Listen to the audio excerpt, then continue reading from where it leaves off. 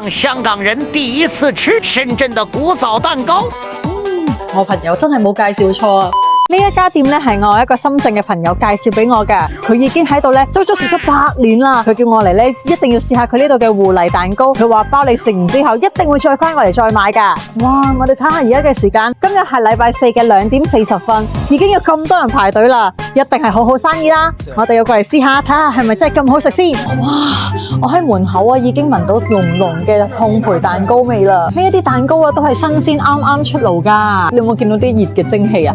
好香啊！想快啲食啊！好誇張啊個巧克力。這不算誇張，你沒看到5點鐘排到路面上。5點鐘呢？我們是不是來太早？我們來早了，5點多全排到那邊，都要預定的，提前訂的。咁一定好好食。聽聞呢度嘅海苔肉鬆蛋糕咧，同包師傅嘅味道係一樣嘅，大家嚟到都可以試下噶。咁我哋今次就點呢一個朱古力同埋芋泥蛋糕啦。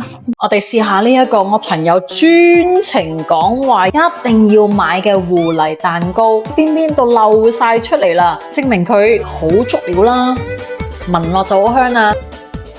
好香嘅芋頭味，口感非常之軟糯，佢個甜度又啱啱好，芋頭味同埋個奶油味相融交織，非常之好味啊！我朋友真係冇介紹錯啊！見到好多人買嘅朱古力蛋糕，爆晒漿咁樣爆晒出嚟啊！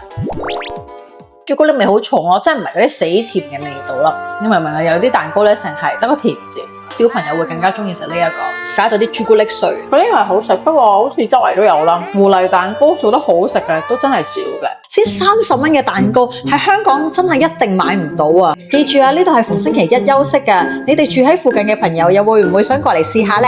歡迎留言區話俾我聽。下集更精彩。